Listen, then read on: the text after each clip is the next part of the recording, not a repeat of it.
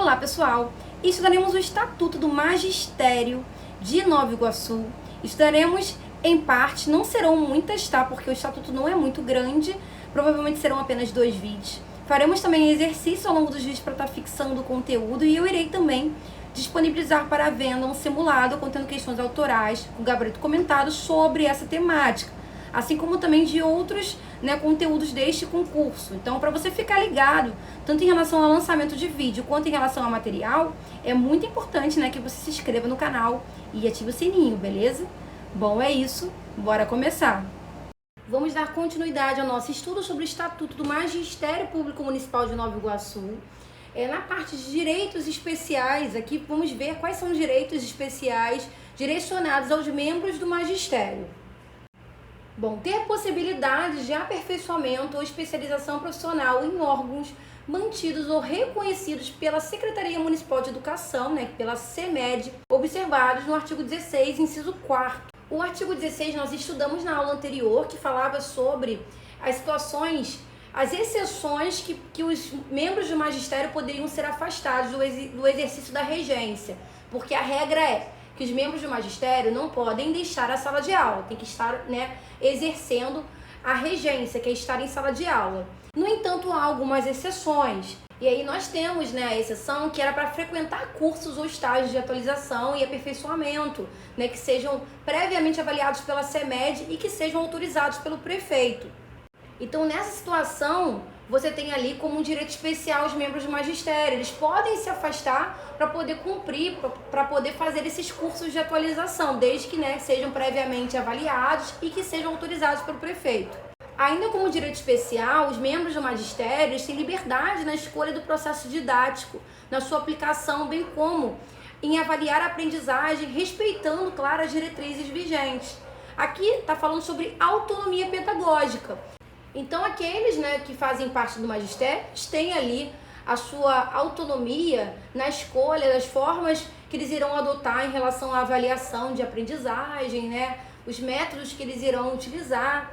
Então, claro que eles têm que respeitar a legislação vigente, têm que respeitar a LDB, que é a Lei de Diretrizes e Base de Educação, tem que respeitar o regimento, que faz parte da sua instituição escolar, as diretrizes curriculares, enfim. Mas ele tem sim autonomia, tanto na sua avaliação quanto na forma de aprendizagem que ele irá adotar. Também é um direito especial participar do planejamento de programas e currículos, reuniões, conselho ou comissões escolares, tá? Então, é conferido aos professores, aos membros do magistério, a participação de planejamento de programas e currículos, tá? Então, eles devem fazer parte, até porque é um planejamento que ele é participativo, então uma gestão democrática. Então faz muito sentido que os membros do magistério, eles opinem, eles ajudem na formulação, eles deem ali sugestões em relação à construção de programas e currículos, assim como na participação de reuniões, conselhos de classe, eles têm que participar, comissões escolares, enfim. Também é conferido aos membros do magistério direitos especiais em relação à liberdade de comunicação no exercício de suas atividades, ressalvados os dispositivos constantes do Estatuto dos Funcionários da cidade de Nova Iguaçu. Bom, os membros do magistério, eles são livres em relação à questão da comunicação, comunicação no exercício de suas atividades. Ele vai ser livre para poder se comunicar, para poder desenvolver as suas atividades. Ele coloca essa ressalva aqui, no caso de algo divergente, alguma informação divergente, alguma exceção prevista do Estatuto dos Funcionários Públicos, que nós estamos estudando, inclusive aqui no canal, tem playlist sobre essa temática, beleza? Mas em regra, os funcionários eles são livres na comunicação no exercício de suas atividades. Agora, vamos falar das vantagens especiais concedidas aos membros do magistério. Então, além daquelas que fazem parte do Estatuto dos Funcionários Públicos de Nova Iguaçu, temos também vantagens especiais, que são bolsas destinadas a cursos ou estágios de atualização, aperfeiçoamento ou especialização profissional. Então, aos membros do magistério de Nova Iguaçu é concedido bolsas com essa finalidade, para que eles se atualizem, para que os membros do magistério se atualizem em relação à legislação vigente, se aperfeiçoe, se torne mais especialista, cada vez mais especialista em algum nicho profissional envolvendo educação. Então, serão concedidas essas vantagens especiais. Também a participação em conselhos ou órgãos de deliberação coletiva vinculados à CEMED. Então, participar de conselhos estudantis, conselhos, né, profissionais, conselhos de educação e órgãos de deliberação coletiva, órgãos que decidam em conjunto sobre alguma questão envolvendo a educação. Então, é garantido aos membros do magistério a participação nesses conselhos e órgãos, desde que eles estejam vinculados à CEMED. Também é uma vantagem especial concedida aos membros do magistério licença para aperfeiçoamento, especialização, participação em atividades das organizações oficiais ou reconhecidas pela Prefeitura de Nova Iguaçu a nível nacional. Então, os membros do magistério eles podem usufruir de licenças com essas finalidades de aperfeiçoamento, especialização. Eles podem usar licença para poder participar de atividades e organizações oficiais, desde que elas sejam reconhecidas pelo município de Nova Iguaçu e que sejam a nível nacional. Também honorários por serviços prestados em bancas de exames, comissões especiais, concursos ou provas, desde que fora do período normal de trabalho a que estiver sujeito. Pode acontecer, né, de um professor ser convidado a participar da banca, da comissão de algum concurso, formulando questões, ser um elaborador de questões no concurso, ou ainda corrigir questões de algum concurso, elaborar provas, enfim. Então, para essas finalidades, será concedido um honorário pelos serviços prestados, um adicional. Porém, esse serviço adicional ele não pode ser feito no período normal de trabalho, tem que ser fora do período normal de trabalho. Também configura como vantagem especial a gratificação pelo exercício em local de difícil acesso. Então, quando a unidade escolar, por exemplo, era de difícil acesso, você não consegue acessar essa escola de forma, por exemplo, utilizando transporte público, você não consegue ter esse acesso mais tranquilo. Aí você vai receber uma gratificação por difícil acesso, você vai receber um adicional, você vai receber um pouco mais, um percentual, um valor a mais por conta da sua unidade escolar ser de difícil acesso. Então isso é uma vantagem especial conferida aos membros do magistério. Participação em cursos, seminários, congressos promovidos pelas entidades de classe a nível estadual, municipal e nacional. Então, participação de seminário, congressos, enfim, né? Será também concedido como uma vantagem especial aos membros do magistério. Vamos falar agora dos deveres dos funcionários do magistério. Além daqueles previstos no Estatuto dos Funcionários Públicos, que nós estamos estudando em outra playlist, também constituem deveres especiais dos servidores do magistério o que? Participar das atividades de educação do município. Então, tudo que envolva atividade educacional no município é um dever do magistério, dos membros do magistério estarem ali presentes, serem participativos. Também atuar consoante as finalidades de uma educação nacional democrática, inspirada nos ideais de justiça, liberdade e solidariedade humana. Então, atuar ali buscando uma consolidação, buscando uma unidade nacional e democrática, sempre, né, aliada à democracia. Respeitando, claro, a justiça, a liberdade, solidariedade humana, respeitando princípios éticos e morais. Também empenhar-se na educação integral do aluno, utilizando processos e métodos didáticos adequados à realidade individual e social do educando.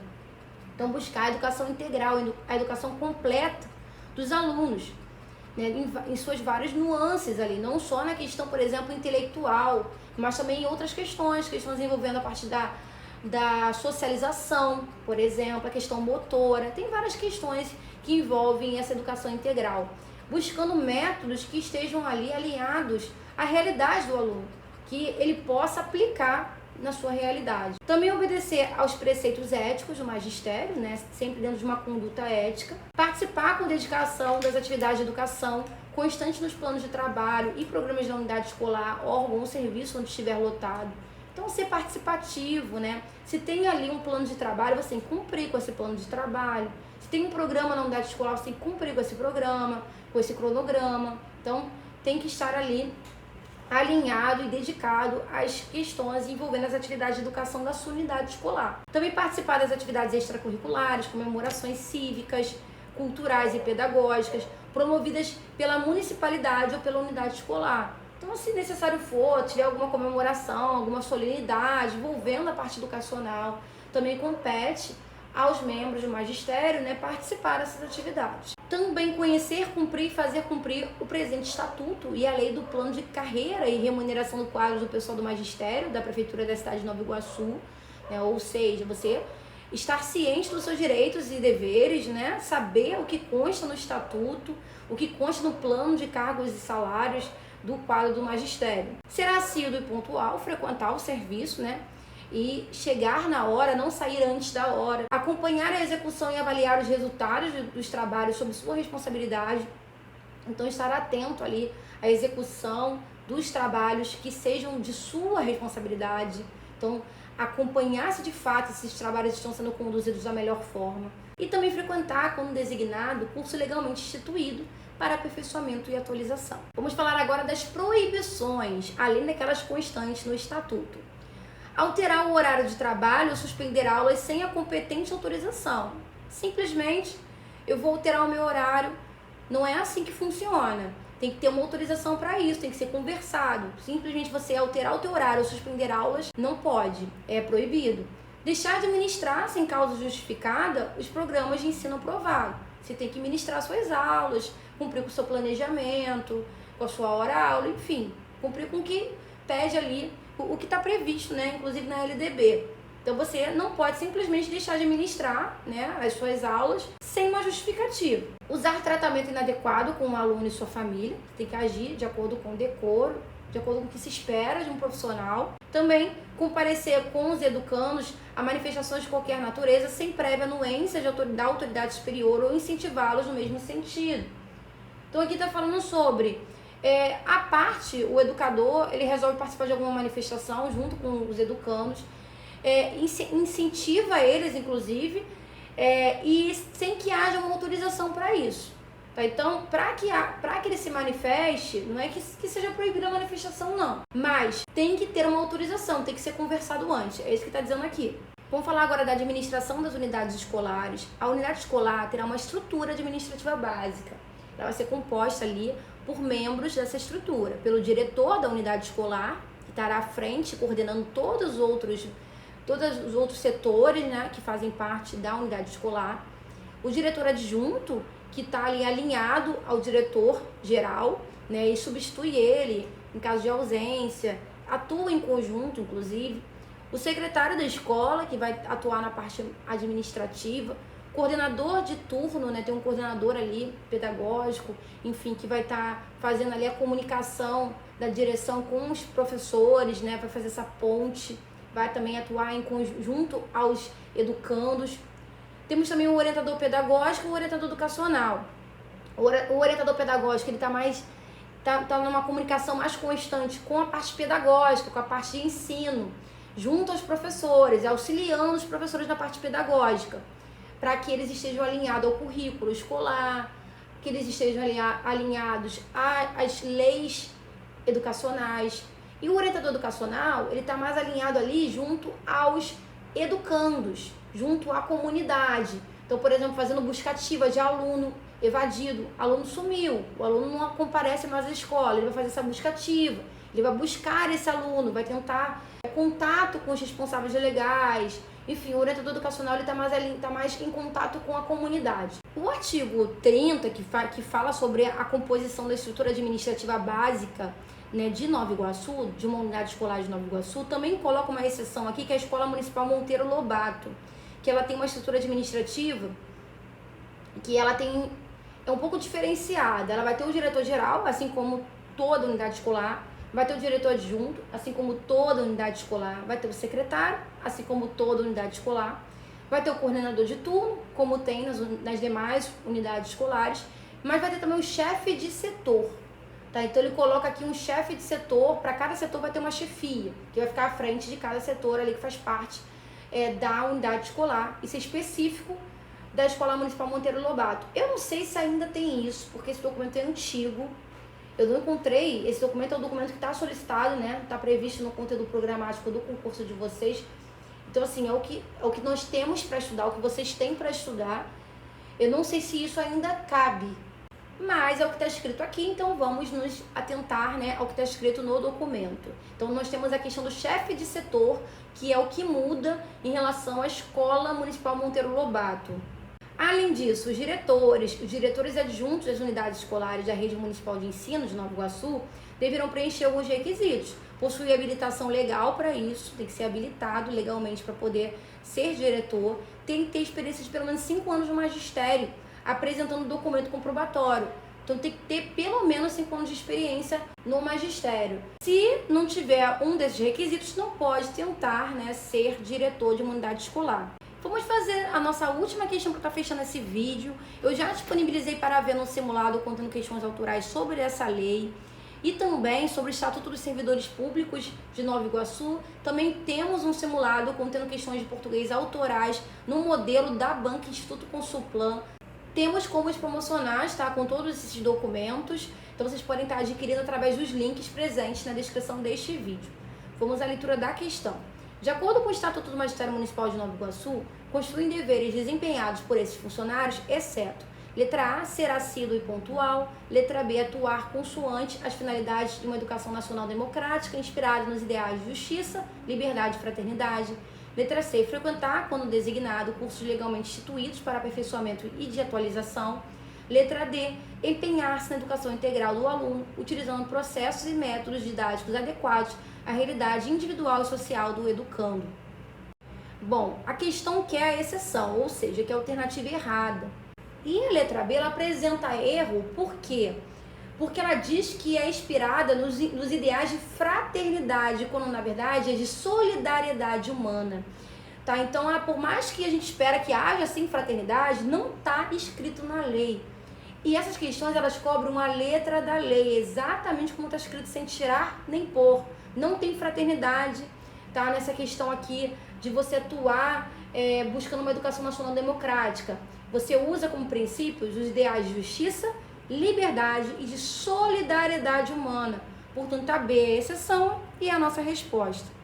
Fala pessoal, eu espero que esse vídeo tenha contribuído para os seus estudos. Se você gostou, não deixe de deixar um like, também um comentário. Aproveita que está por aqui e explorar outros conteúdos do canal que podem estar reforçando os seus estudos. Aqui tem diversas playlists de legislação educacional, tem playlist de noções de administração pública, playlist contendo simulados de português, de fundamentos de educação, entre tantos outros. Então aproveita, maratona para o seu concurso, beleza? Bons estudos e eu vejo vocês nos próximos vídeos.